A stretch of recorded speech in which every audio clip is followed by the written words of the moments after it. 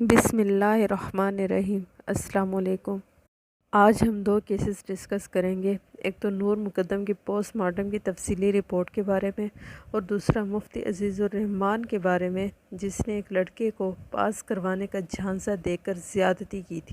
अगर आपको लगता है कि मेरा चैनल सब्सक्राइब करना चाहिए तो प्लीज़ कर दें और साथ में बेल आइकन के बटन को भी दबा दें ताकि मेरी वीडियोज़ आप तक पहुँचती रहे। अच्छा, अब चलते हैं नूर मुकद्दम की पोस्टमार्टम की तफसीली रिपोर्ट की तरफ। सोशल मीडिया के मुताबिक 21 जुलाई को 12:10 पर नूर को पोली क्लिनिक एमरजेंसी में ले जाया गया पोस्टमार्टम के लिए। उस टाइम हेड और बॉडी सेपरेट थी नूर की। आँख की पुतलियाँ पथराई हुई थी। फिर heart, lungs, liver, spleen, stomach, intestine, vaginal swap और नेल स्क्रैपिंग, ये सब सैंपल्स फर्दर एनालिसिस के लिए भेज दिए गए। नूर के माथे पे राइट साइड पे ज़ख़म के निशान थे। उसकी गर्दन पे तो बहुत सारे ज़ख़्मों के निशान थे और गर्दन तीसरे मोहरे से काटी गई थी, इसलिए तीसरा मोहरा भी फ्रैक्चर था। और जो उस वक्त मरने की वजह नज़र आ रही थी वो तो सामने ही थी कि सर और जिस्म अलग कर दिया गया, तो मे भी यही वजह हो।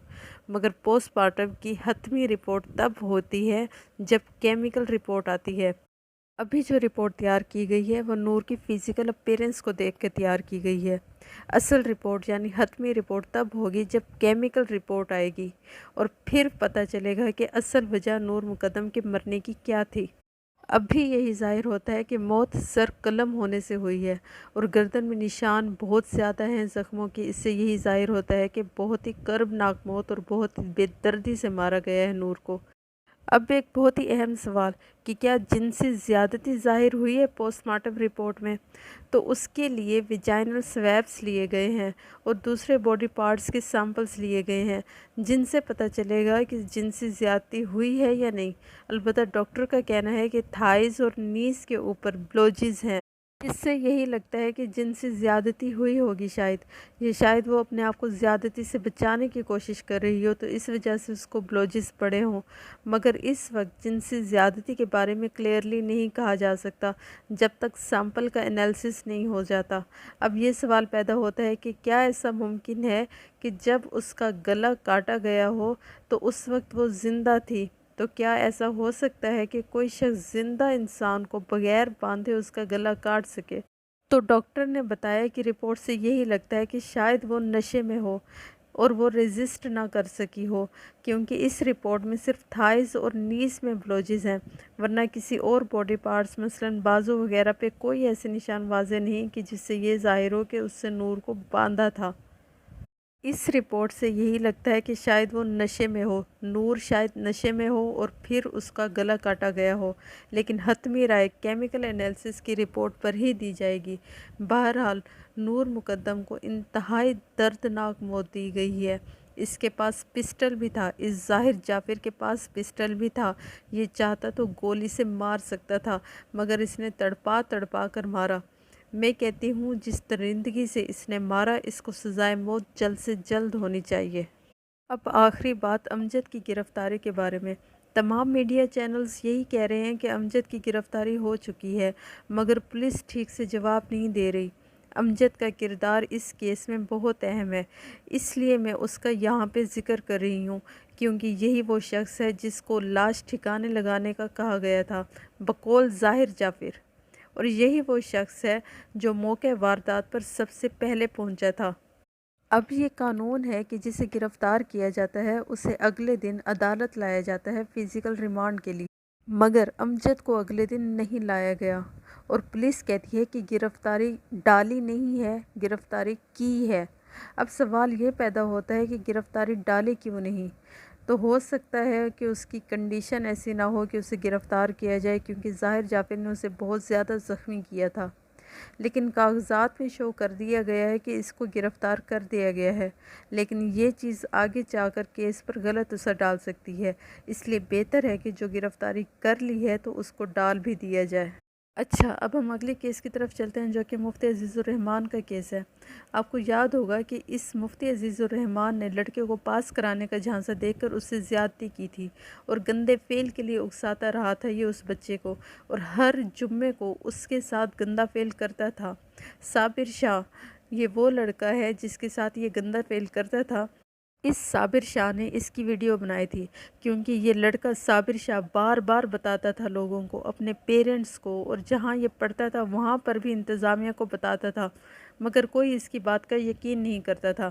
پھر اس نے سنک آپریشن کر کے اس نام کے مفتی عزیز الرحمان کی ویڈیو بنائی اور وائرل کی۔ پھر اس مفتی عزیز الرحمان نے اپنے بیٹوں سمیت صابر شاہ کو مارنے کی دھمکیاں دینی شروع کر دیں۔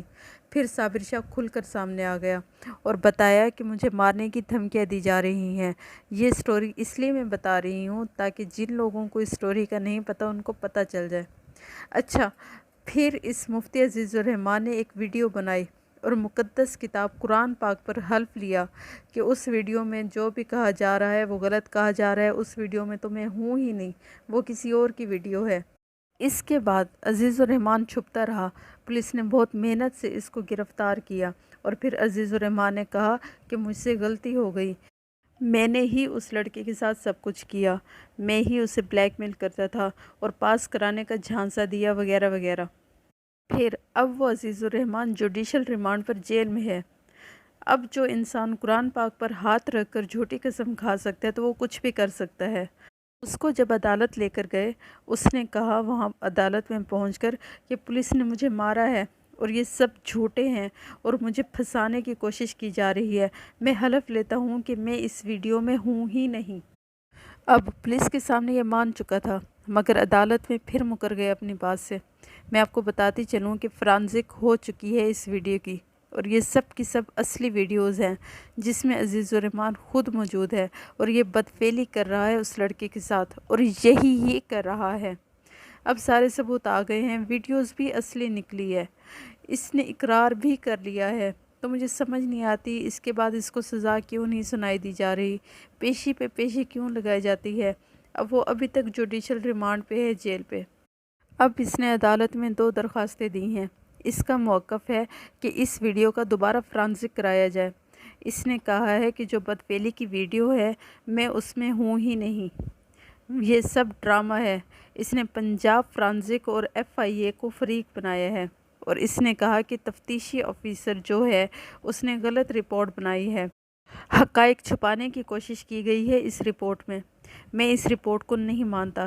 اس کے علاوہ اس نے کہا کہ تفتیش کے دوران مجھ پر جسمانی تشدد کر کے مجھ سے زبردستی کہلوایا گیا کہ میں نے یہ گناہ کیا ہے، حالانکہ میں نے تو یہ گناہ کیا ہی نہیں۔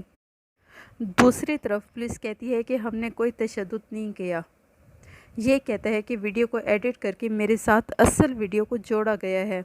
عدالت ایک بار پھر سے اس ویڈیو کا فرانزک کرائے۔ عدالت نے وکلا کو ایک بار پھر سے کیس کے لیے 10 اگست کو طلب کر لیا ہے۔ عزیز الرحمان کی جوڈیشل ریمانڈ بھی 10 اگست کو ختم ہو رہی ہے۔ اس نے ضمانت کی درخواست بھی دائر کر دی ہے۔ اب اس کے وکلا کا کہنا ہے کہ اس سے کوئی چیز ریکور نہیں ہوئی تو اسے جیل میں رکھنا قوانین کی خلاف ورزی ہے۔ اس کے علاوہ مفتی عزیز الرحمان کا کہنا ہے کہ پولیس بھی اس سارے کھیل میں شامل ہے، پولیس نے مل کر ویڈیو ایڈٹ کی ہے اور یہ ویڈیو وائرل کی ہے، مجھے بدنام کرنے کی کوشش کی ہے۔ اب دیکھیں اتنا پرانا کیس ہے، اس کا ابھی تک چلان بھی پیش نہیں ہوا۔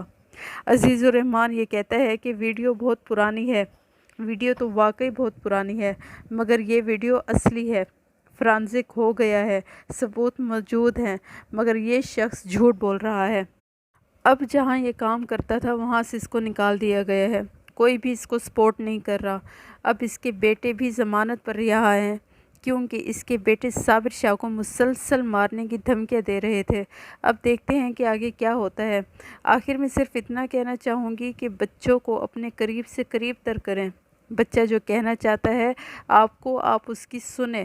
بچہ اپنے والدین کو بار بار بتاتا رہا، مگر اس کے والدین یقین نہیں کرتے تھے۔ یہ بات بہت غلط ہے۔ اس طرح سے بچہ چپ کر کے برداشت کرتا رہتا ہے، اور جب ہمیں پتہ چلتا ہے تب تک بہت دیر ہو جاتی ہے۔ اس لیے بچوں کو کانفیڈنس دیں کہ وہ آپ کو ہر بات بتائیں۔ اور آپ کو اگر آپ کا کوئی بچہ کچھ بھی بتاتا ہے کہ اس کے ساتھ کوئی غلط کر رہا ہے تو آپ اس کی انویسٹیگیشن ضرور کروائیں۔ میری ویڈیو دیکھنے کا بہت بہت شکریہ۔ نیکسٹ ویڈیو تک کے لیے اللہ حافظ۔